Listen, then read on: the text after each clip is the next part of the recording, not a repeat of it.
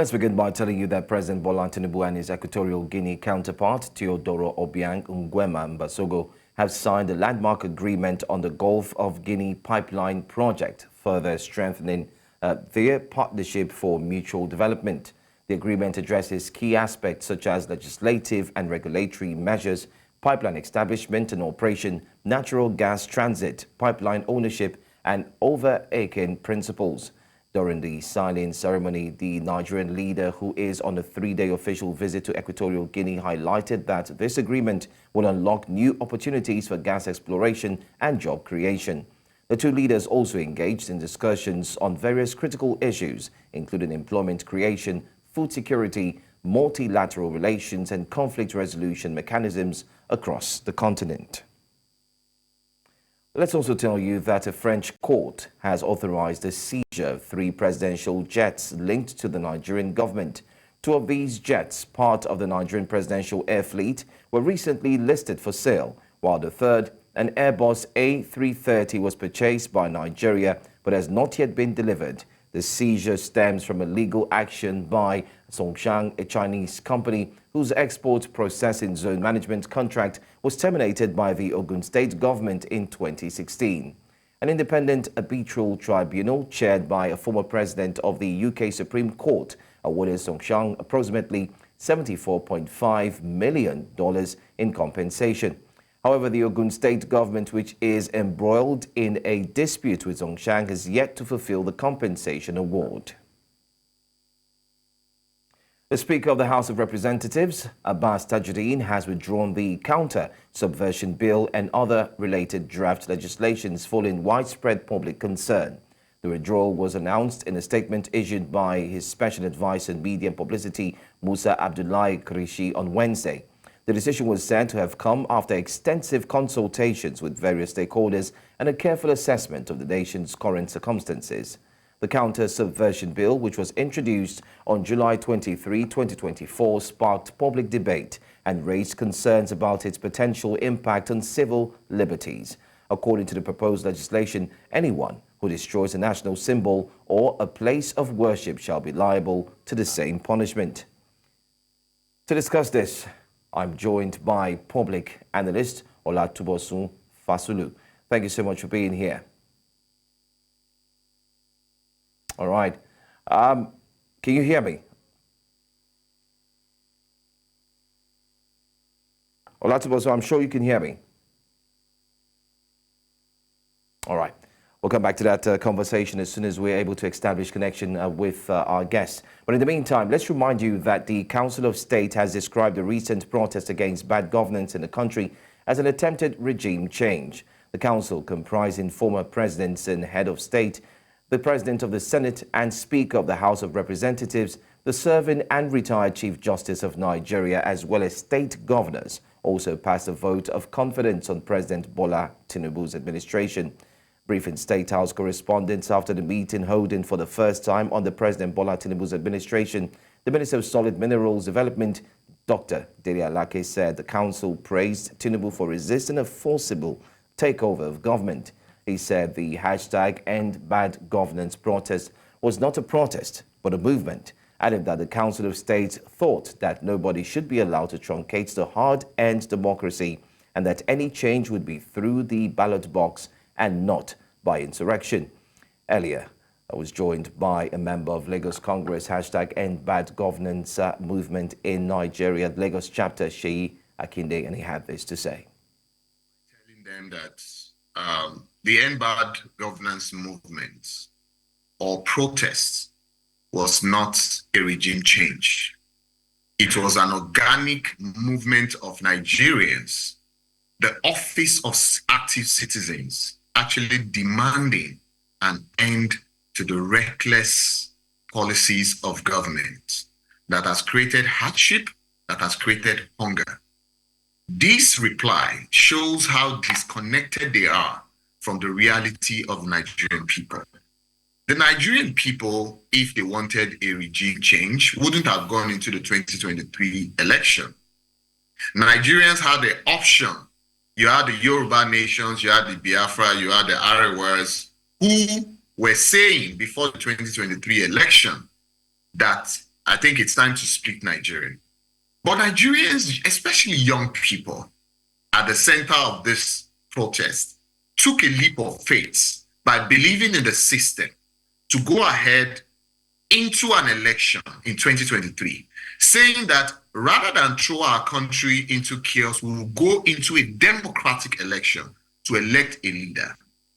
So, saying now, Nigerians went into that, we voted, the vote did not count, there were discrepancies with the way INEC handled that election. Nigerians have actually moved on.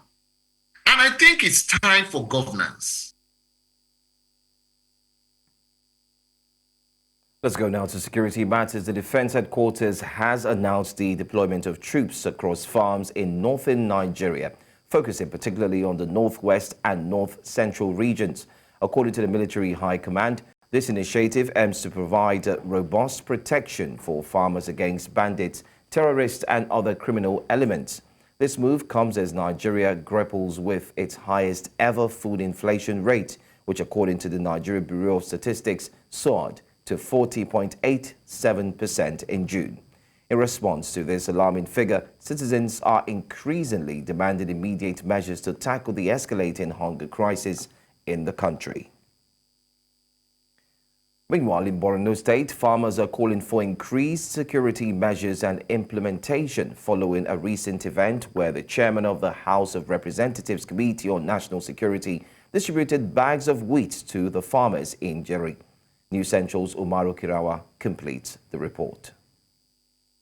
A heave of relief to most farmers in Borno State, in Nigeria's northeast, as they can now access their farmlands after several years of fear of insurgents. Farmers now are more concerned about the limited distance for them to farm what to eat.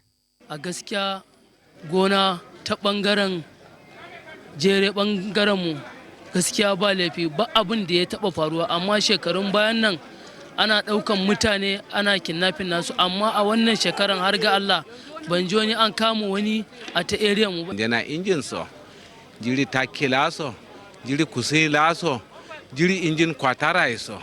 Ai an da bohol su ayin Somalian. Abin da zai inganta wallahi babu kaman tsaro. Tsaro muna da shi ɗaya yana damu mu. Na biyu shine taki.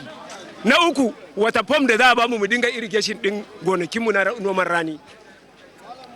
Bayan wannan ban mu da wani damuwa game da su sun yi mana goma ta arziki.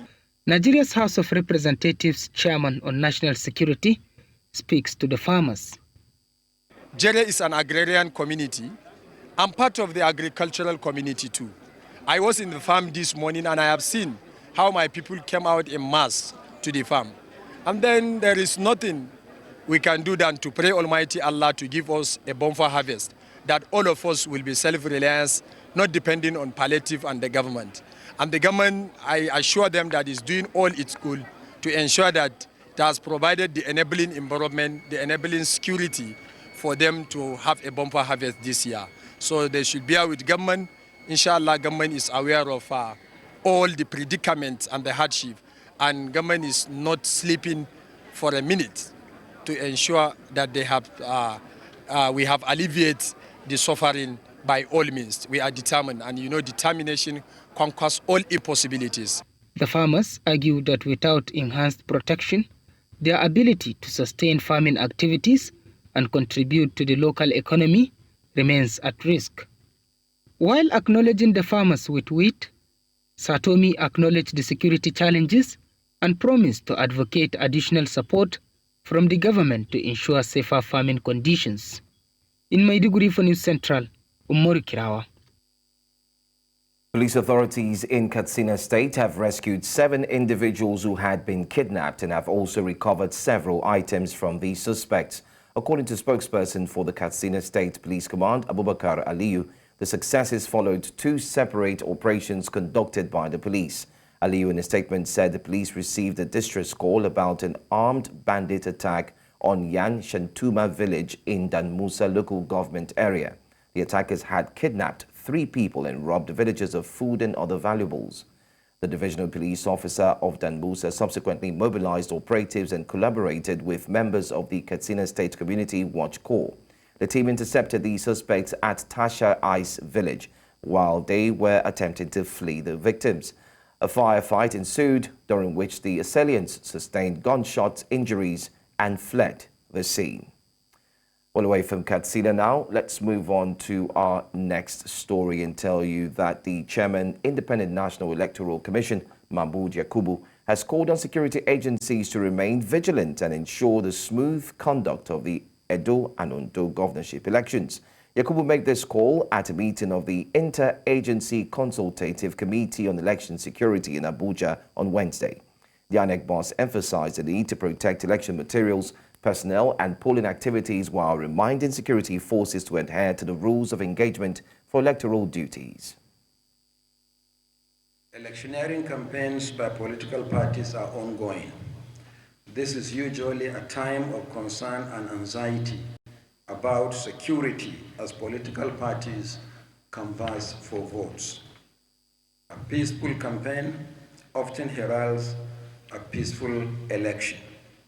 I urge political parties, candidates, and their supporters to maintain the peace as we approach the election day and beyond. Party and campaign spokespersons should tone down their negative rhetoric. For the security agencies, this is the time to be more vigilant. You should leave no stone unturned in dealing with any real or potential threats to the conduct of peaceful and transparent elections. Already, concerns have been expressed about the possibility of armed state and non-state actors disrupting processes. With just 37 days to the Edo governorship election and 93 days before voters in Ondo State go to the polls, we should continue to work together to ensure that the training of election officials, logistics for the movement of personnel and materials, polling and collation activities are not disrupted in any way. You watch the news now. More stories after this break.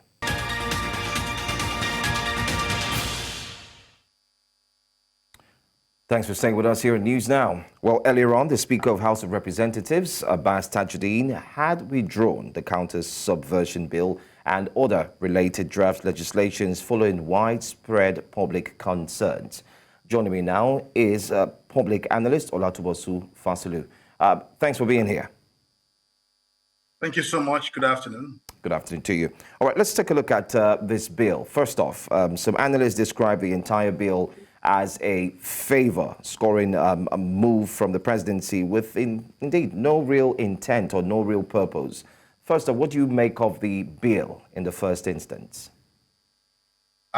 Personally, from a personal opinion, I think the bill is a right step in the right direction. Of course, for those who are describing the bill as a favor-seeking move by the federal government, of course, the last protest actually gave a platform for the federal government to, of course, bring up such an EU. And of course, when such an EU, came up at the last protest, national protest, I think it makes sense for any government to also take the right step to ensure that, such is not in the future. So I consider the bill, even though the bill is withdrawn, Okay. the right direction. We need to be very, very aware of the things we do. Okay. Well, some have actually said the bill is anti-democratic at this point, especially looking at the fact that no bill has been put in place for those who are, in quotes, corrupt. And no bill has equally been brought forth that would actually see that past governors or presidents are held accountable. How do you see to this?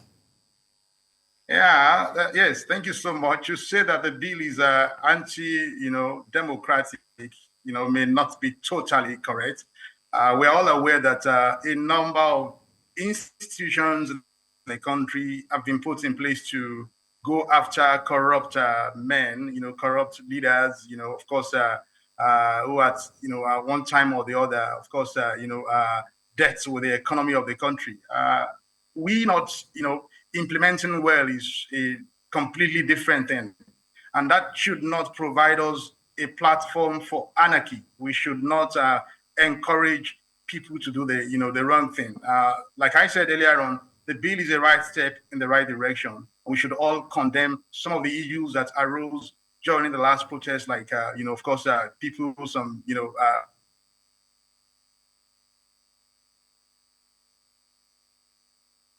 so protest is meant to strengthen unity. Like of course, we all came together to express our grievances, and of course, protest is also meant to mount prayer on decision makers, which that protest I think has done. And of course, that last protest attracted global attention. We should not allow it to cross the lines.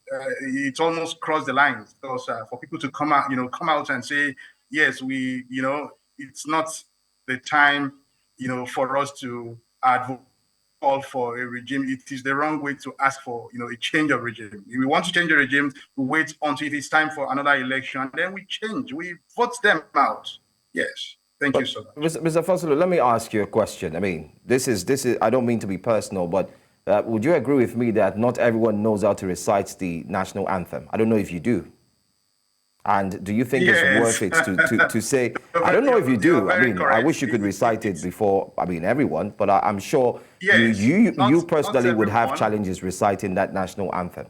Anyway, my question. Yes, not everyone, knows how to recite. Good. So what do you make of the imposing of 5 to 10 million naira in prison sentence for anyone who cannot recite the national anthem? That may be an extreme decision, really, because we all, as a Nigerian, it is our responsibility to be able to recite our national anthem.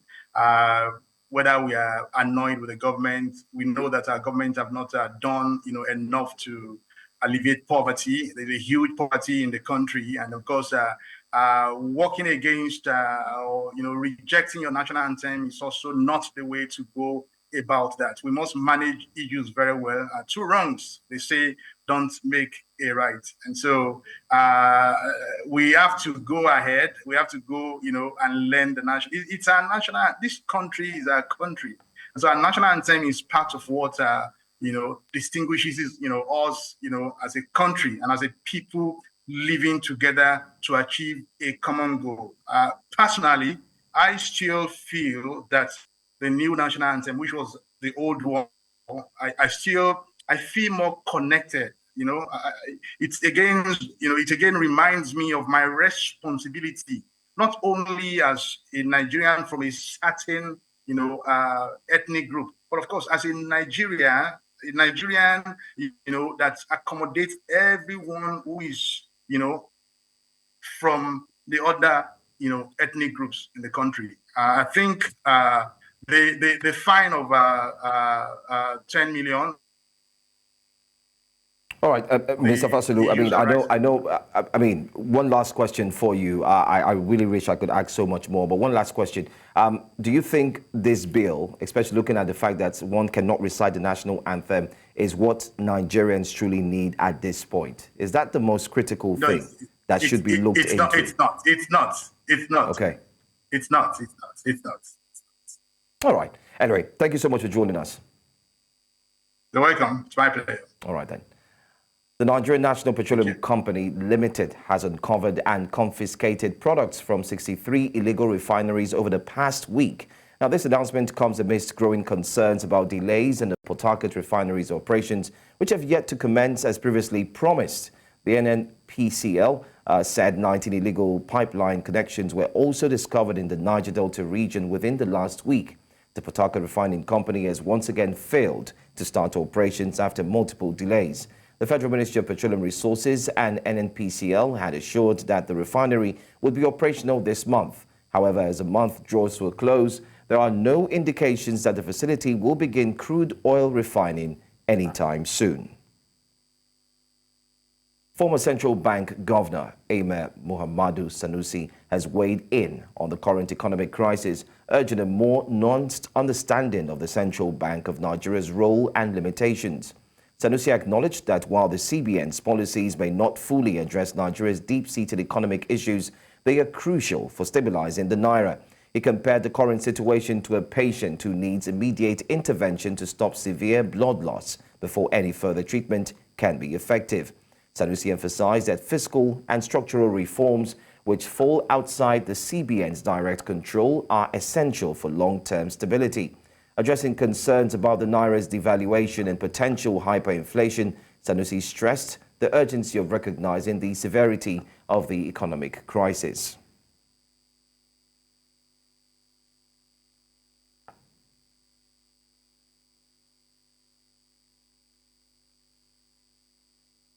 In other news, victims of the tanker inferno that claimed 8 lives and destroyed several homes in Omenta, Okwe, local government area of Delta State, are calling on Governor Sheriff Oborevuri and other relevant authorities for urgent assistance to rebuild their lives.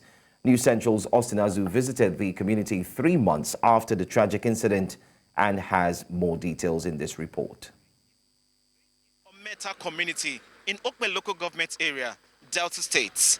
This burnt tanker you are seeing here was the one that skipped off the road 3 months ago due to the bad east-west road. It came to this particular area, exploded, killed about 8 persons. The governor was here on that very day to console the people. However, 3 months after, how has life been for these people who have been displaced from their homes? It has been so terrible, struggling to survive. Even up till now, I do not have house of my own. I'm still squadding with my brother, and my husband is still with one of his friends too, because we don't have house for now, and we are just managing ourselves for now. We are not even together now because of things are very rough. The 8 soldiers that are gone during the incident, the families, as it stands now, they don't have anywhere to stay. No home. All their business have been collapsed. We don't have anybody that help us. We just struggle to help ourselves to come up again. A pregnant woman and a nursing mother who survived the accident recall how the disaster struck without warning, claiming the lives of their loved ones and leaving them homeless. With their sole means of livelihood destroyed, they now have nothing to fall back on. We are just looking at the road. I just have to see the way the man is driving anyhow. Before I could finish the statement, the next thing I saw was the tanker falling. I would say I ran out of memory. I was confused of what to do. The next word I heard was run. I had to start running with pregnancy and this baby. So where I ran to for safety, it was there the news came that among the people that died, I lost one of my sister-in-law. I was in the store with my small daughter that day with pregnancy self. I just gave birth now. I lost everything that I have in the store, lost even my house. The PVC burned down. We are managing to sleep there. As they recount the loss of their loved ones and the hardship they now face, the survivors expressed frustration that no significant help has come their way despite Governor Sheriff Oborevuri's visit. They are appealing to the governor and well-meaning individuals for assistance to restart their lives. Yeah, we are still begging government, so please, we need the help like this. So may they help some people where we say they get family, their children born, their things, their property, their clothes, everything born. Use this medium to call the government for rescue, because now we have no home to stay, we have nowhere to lay our head, we are hungry, there's no water. The frequent tanker explosions, often caused by the poor condition of federal roads across Nigeria, continue to result in loss of lives and property worth billions of naira. The urgent need for the federal government to address the state of these roads cannot be overstated. In Delta, for News Central, Austin Azu. The Association of Master Bakers and Caterers of Nigeria in Lagos State has expressed frustration over the persistent rise in flour prices across the country. The association voiced its concerns during a protest held in Lagos. The association's chairman, Ayola Matthew, said despite the recent approval of a duty-free importation waiver for wheat, maize and other commodities, flour prices continue to soar. Matthew criticized Nigerian millers for failing to implement the waiver, which has contributed to the soaring cost of flour and has made it increasingly difficult for bakeries to operate effectively. The association also alleged that some millers are deliberately ignoring the waiver and continuing to inflate flour prices daily. The Transmission Company of Nigeria has announced that Bayelsa State will experience an extended blackout due to the recent vandalism of 13 transmission towers along the Ahuada-Yenagoa 132 kV double-circuit transmission line. The blackout will also affect several communities in Rivers State. During a site inspection, a team led by General Manager of the Port Harcourt Transmission Area, Emmanuel Akpa, discovered that all 13 towers from T52 to T64 had been severely damaged by vandals. According to a statement by TCN's General Manager of Public Affairs, Ndidi Mba, 9 of the towers have completely collapsed, while the remaining 4 are at risk of imminent collapse. Media experts in Nigeria have tasked the broadcast industry operators to leverage on the production of quality content to remain globally competitive. This was during the ongoing 2-day conference of the Society of Nigerian Broadcasters and the Broadcasting Organizations of Nigeria in Abuja, where they urged broadcast practitioners to focus on informing and educating their audiences. Joshua Imarayi reports. Of the National Conference of the Society of Nigerian Broadcasters. The gathering has media experts from around the country all converge on the nation's capital, Abuja.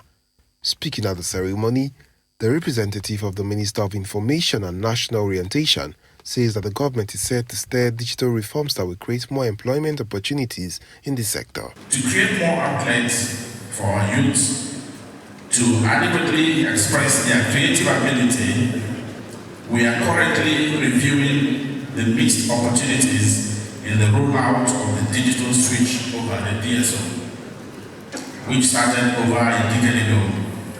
We have no excuse to remain where we are, especially when smaller and less endowed countries have succeeded. Other experts present urge broadcasters to produce content that drives national development. If we take note about why we should build a nation of peace, harmony, and togetherness, it behoves on all of us, as parents, as students, as wards and children, to begin to create content that unites, content that promotes, content that will remove fear of an unnecessary anxiety from us. We are faced with the challenge of maintaining editorial integrity in an environment where the line between content creator and consumer is increasingly blurred.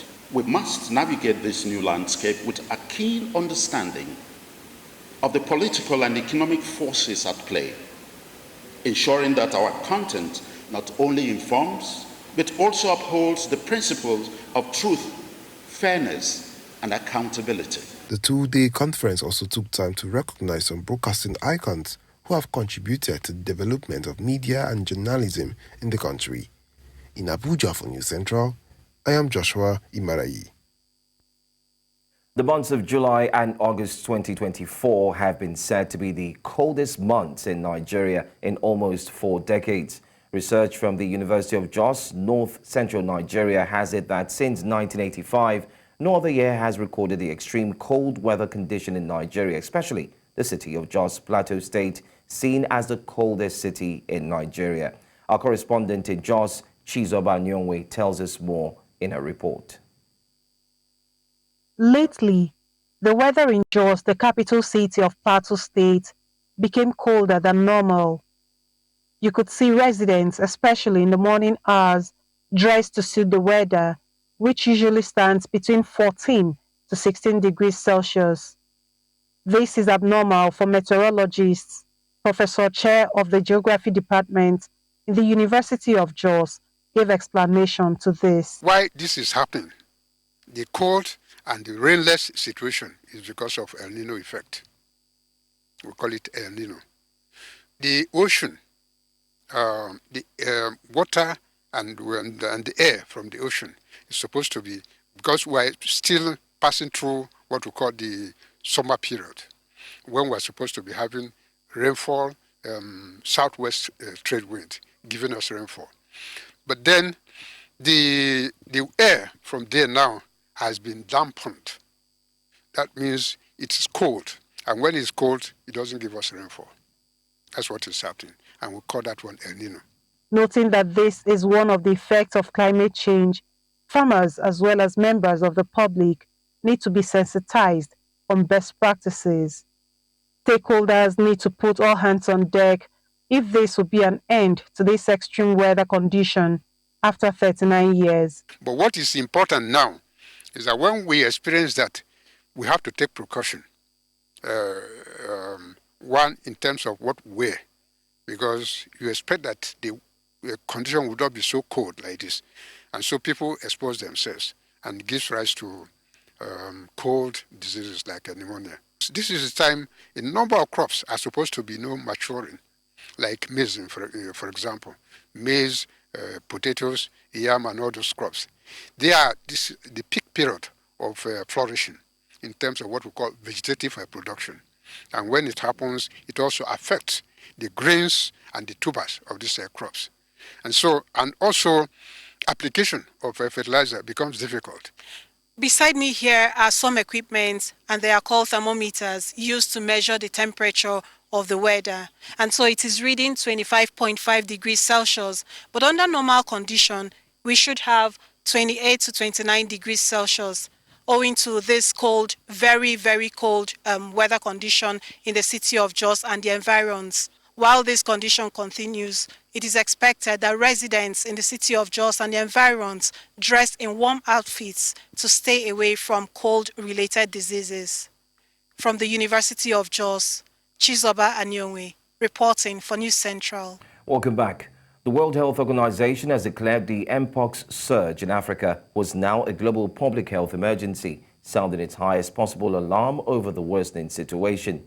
The WHO called a meeting of experts to study the outbreak and make a recommendation to the UN Health Agency's Director General, Tedros Ghebreyesus. The decision comes after the African Union's health watchdog declared its own public health emergency over the growing outbreak. Mpox has swept through the Democratic Republic of Congo, where the virus formerly called monkeypox was first discovered in humans in 1970 and spread to other countries. Senegal's President Bassirou Diomaye Faye has called for appropriate recovery measures for the national press following widespread strikes by the media industry over economic pressures and perceived threats to press freedom. Faye, in a statement, emphasized the need for a renewed dialogue with the national press, acknowledging that the media deserves the government's particular attention and tailored recovery measures. In addition to requesting that the government and more especially the Minister of Communications make sure the nation's press code is followed, Faye also asked that the press be properly run in a spirit of openness and in compliance with laws. The Nigerian army announced that at least 15 civilians were killed and several others injured in multiple terrorist attacks in villages in western Niger near the Burkina Faso border earlier this week. In the same area, at least one more civilian was killed on Tuesday. A statement by the army also reported 14 other casualties on an undisclosed date, describing the attacks as heinous acts of violence against defenseless civilians, resulting in a heavy and tragic toll in the Mihana area. Mihana was one of 6 locations targeted in Niger's Tilaberi region, a border area with Mali and Burkina Faso that has become a stronghold for terrorists affiliated with Islamic State and Al-Qaeda. Zimbabwe's opposition party, the Citizens Coalition for Change, is urging the leaders of the Southern African Development Community to facilitate dialogue and pursue an inclusive resolution to the political and legitimacy crisis in Zimbabwe. The appeal comes just days before the 44th SADC summit in Harare, despite reports of multiple arrests and human rights violations in the lead-up to the regional event. In the meantime, the SADC Industrial Week is underway as part of the preparations for the summit. To discuss this, I'm joined by CCC spokesperson Promise Mwanazi, who definitely should be joining me, hopefully, before we wrap up the news. But then again, let's move on to another story. Sudanese residents in Port Sudan have expressed caution, especially as US-sponsored talks aimed at securing a ceasefire in the devastating conflict in Sudan begin in Switzerland. The United States has urged Sudan's army to participate in the negotiations, which have commenced with only one faction at the table, the rival Rapid Support Forces. Despite this development, some residents remain skeptical about the potential success of the ceasefire talks.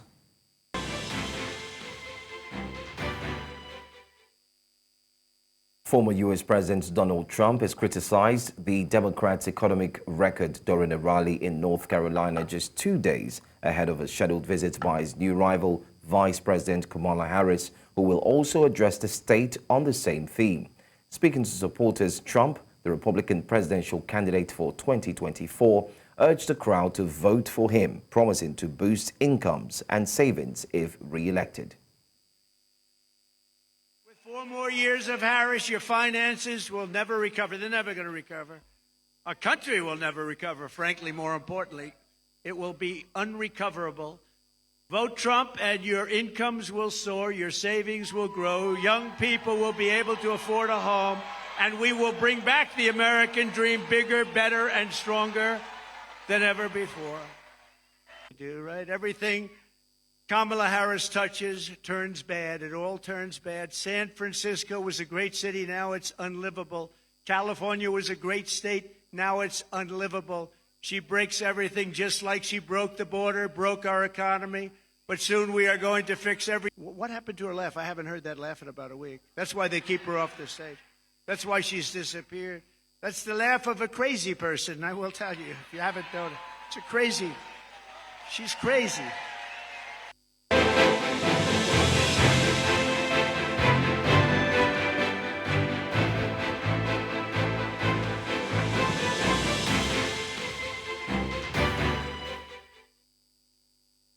A mob armed with bamboo rods and plastic pipes attacked several suspected supporters of Sheikh Hasina on Thursday, vowing to quash a rumored rally for the ousted Bangladesh premier outside the childhood home.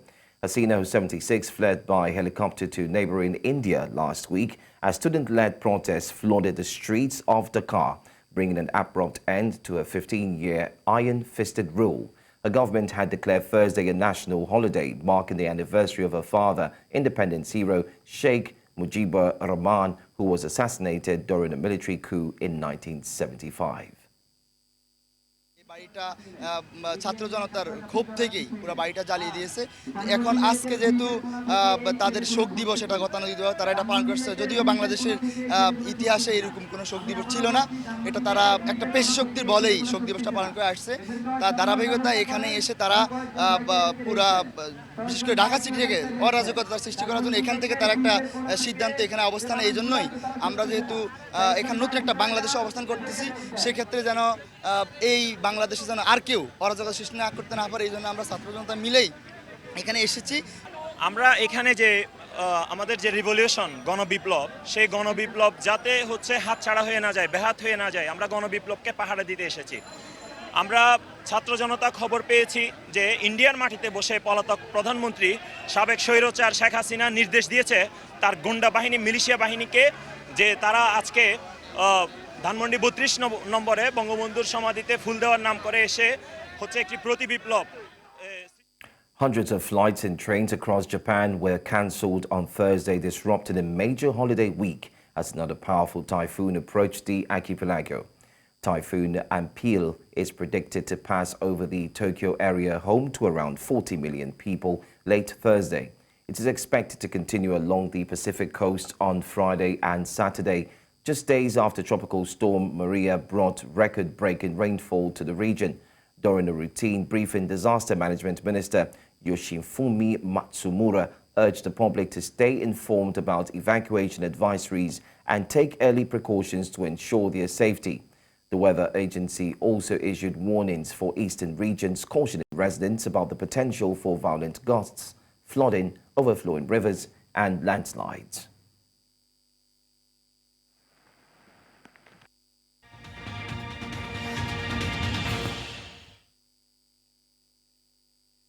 African Soccer Governing Body, CAF, has given all the teams that were drawn by from the preliminary round of the CAF Champions League and Confederation Cup an August 31st deadline for player registration. CAF gave the teams the deadline or risk disqualification from the competition among the teams drawn by from the first round of the competition due to the impressive performance in the past competition are Eyimba, Al Ahly, Mamelodi Sundowns, TP Mazembe, ES Tunis, Petro Luanda, Simba SE, ASEC Mimosas, and RS Peking. Nigeria under-18 women handball team lost heavily to Montenegro in their second game of the IHF Women's Under-18 Handball World Championship going on in Chongqing, China. The coach, Bola tutored team could not match up to the physicality of the opponent as they lost the first half 13-6. The second half was same as the first as Nigeria could not score more than 3 goals as the team's turnover rate of 28 condemned them to a 28-9 defeat at the end of regulation time. Nigeria is now seated last in Group B, having lost 2 out of 2 games played in the competition. And that's all the news that we have for you for this hour. But before we go, a quick look at some of the major stories. Tinubu and Mbasogo have signed agreement on gas pipeline for Gulf of Guinea. 3 Nigerian presidential jets have been seized abroad as Ogun State Chinese firm battle. We also told you that reactions have trailed United States brokered ceasefire talks aimed at ending Sudan war. Send in your eyewitness reports to the WhatsApp number on the screen, and do follow us on all socials. We're on Instagram, Facebook, X. You can find us on other social media platforms as well. You can also watch News Central TV live on DSTV channel 422, Star Times channel 274, Apple TV, YouTube, and not forgetting 2 other platforms as well. I'm Joe Hanson. Have for yourselves a wonderful afternoon.